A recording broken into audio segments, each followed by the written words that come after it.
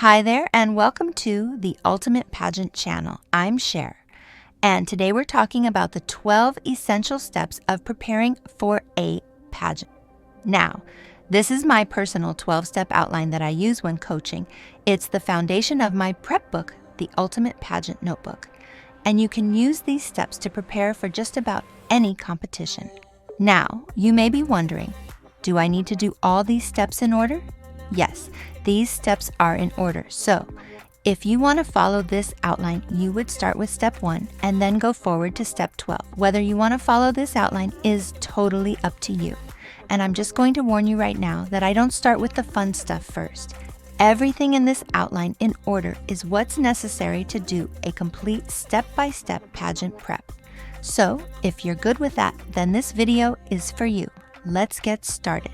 Beginning with step number 1, identifying your platform. Right at the beginning, before you start doing anything else, because this is the landscape of pageants today, you need to identify your platform. So, what is a pageant platform? In the simplest terms, it's your story and it's the work that you are doing and the causes that are important to you because it's your story. Depending on the pageant system you're entering, pageant platforms could be referred to as different terms. They could be called service projects, purpose projects, community causes, initiatives. There are a few different terminologies that are used by the different systems. But basically what your platform is, it's a specific community cause to which you, as a contestant or delegate, devotes your time and energy. This can be done in a variety of ways, including charity work, community service, volunteering, or public speaking. There are many ways that you can promote your platform, but I cannot stress enough how important it is from the beginning that you choose a platform that really means something to you personally. Choosing a platform that you are not truly passionate about could make you look insincere. It can also prevent you from finding opportunities to promote your platform or talk about it. Because if you really don't know too much about your platform, or if you aren't passionate about it, you really won't know where to begin or how to answer questions about it that may be thrown at you by the judges. So, when you're thinking about what is my platform, you have to choose something that really resonates with you, based on a subject that has impacted your life in some way. And this platform is going to become basically your mission statement and the theme that you will carry throughout your entire pageant journey. Step 2 is choosing a pageant. Now that you've identified your platform or mission statement, you can define your goals as to why you want to compete in a pageant. And this will help you select the pageant system or systems that you want to enter and to represent as a title holder. Generally, you want to pick a pageant system that aligns with your mission and your goals as to why you are entering a pageant. So, be thinking about all of that as you navigate the different pageants that are out there, because there are a lot of them, just to kind of figure out which one you want to be a part of, which title you want to represent. And you may also want to consider the judging criteria for different pageant systems, like will there be a talent portion? What are the stage modeling competitions? Whether you will be wearing fitness wear, swimwear, those types of things. Before you apply or register, you also want to make sure that you are available for all the pageant dates.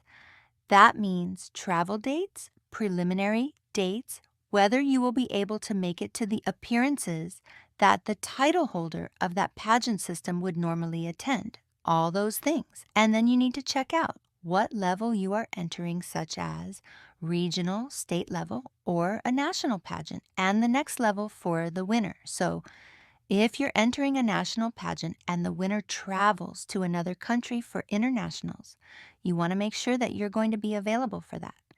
Once you have confirmed all the details and your availability, then you can go ahead and start to prepare for the application process. Step 3, cultivating your look. Once you have chosen a pageant, next you need to decide on the look you want to achieve as far as your appearance. And we're talking about hair color, potential hairstyles, and what kind of makeup is appropriate for your particular pageant. For example, there are pageants that are all about glitz and glamour, and then there are natural pageants where contestants are expected to have more of a natural look or a variety of looks. Once you have decided on your look, especially when it comes to hair color, you'll want to stick with that look from the time you get your photos ready and then throughout your preparations just for consistency. I was a judge for many years for multi-level pageant systems, and part of my role was being the photogenic judge. There was nothing more disappointing as a judge than when I really liked someone's photos, but then struggled to figure out who that person was in the lineup of contestants. So make sure you choose a look that you will be happy with, that you will be able to be consistent with, which brings us to step 4, professional photos. I don't know any pageant system that does not require a photo with your application. You need a photo to apply for a pageant. So, prior to completing the application or registration for your pageant, you should either book a professional photo shoot or create a professional photo edit for your submission. If you're booking a shoot, be sure to choose a photographer with pageant or modeling headshot experience and inquire about options for a professional hairstylist, makeup artist, and clothing stylist when available. If it's not in your budget right away to hire a photographer, you can also opt for a professional photo edit. Make sure you look at work samples from the photo editor and try to get the most natural look possible. Step 5. Composing your paperwork.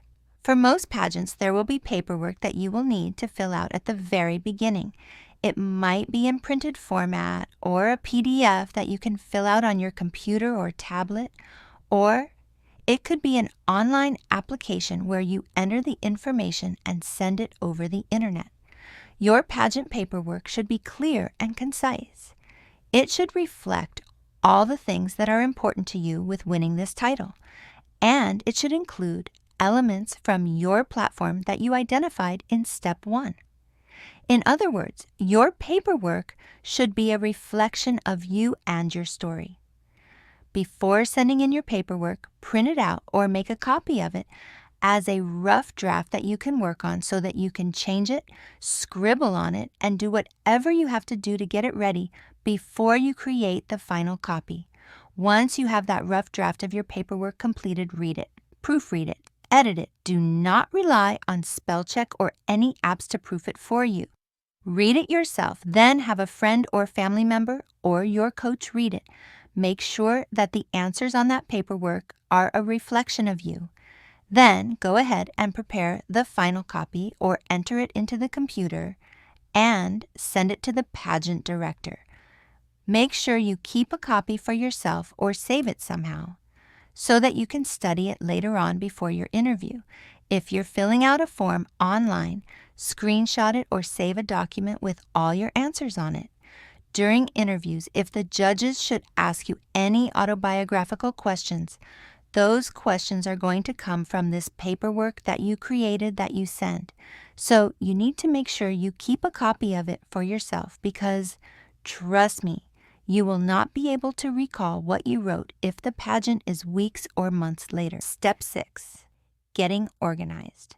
Once you have established entry into your pageant, you will want to identify all of the competitions you will be competing in and create an outline to follow during your preparations.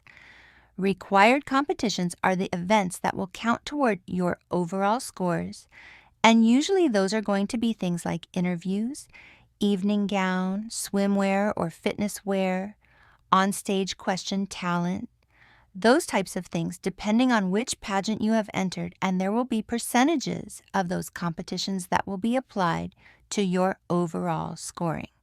Some pageants also have what are called optionals, where they basically award extra credit titles to the contestants who have entered optional competitions.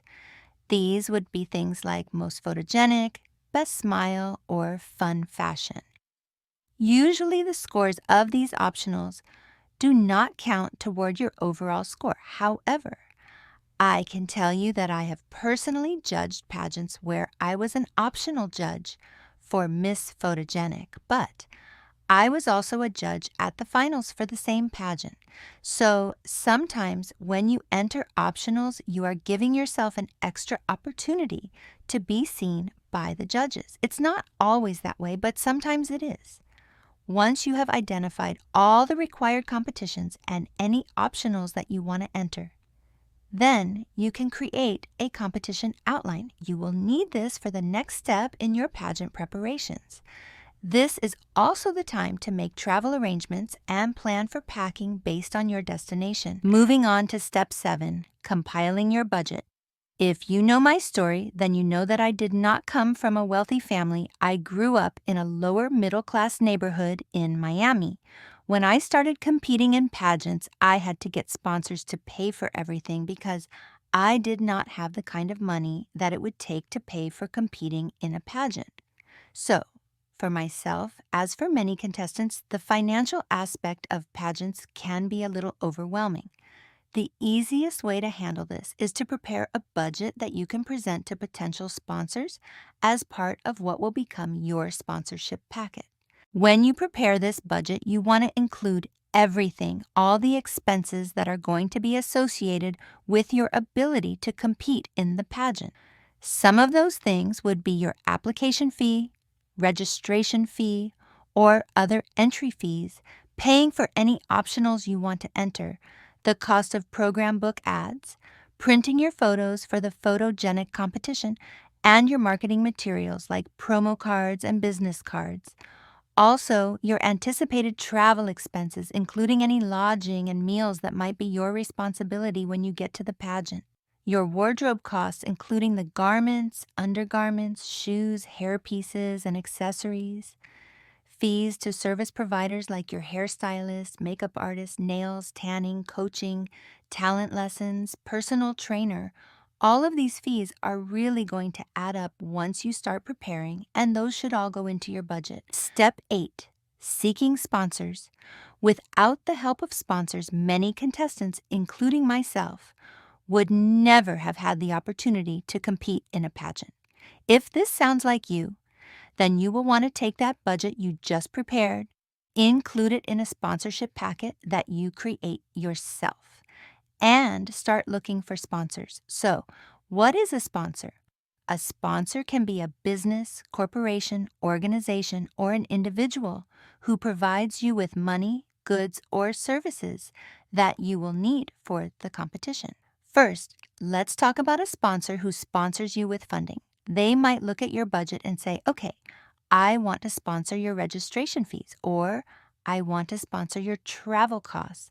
And then in return, maybe you give them a set number of shout outs on social media, or you make an appearance at their event. Maybe if you are a model, you can appear in a print ad or a commercial for them, depending on the amount of money that they sponsor you. Also, you can approach service providers like maybe a hairstylist or makeup artist who could give you lessons or services, or a tanning salon or nail artist could also be a service sponsor.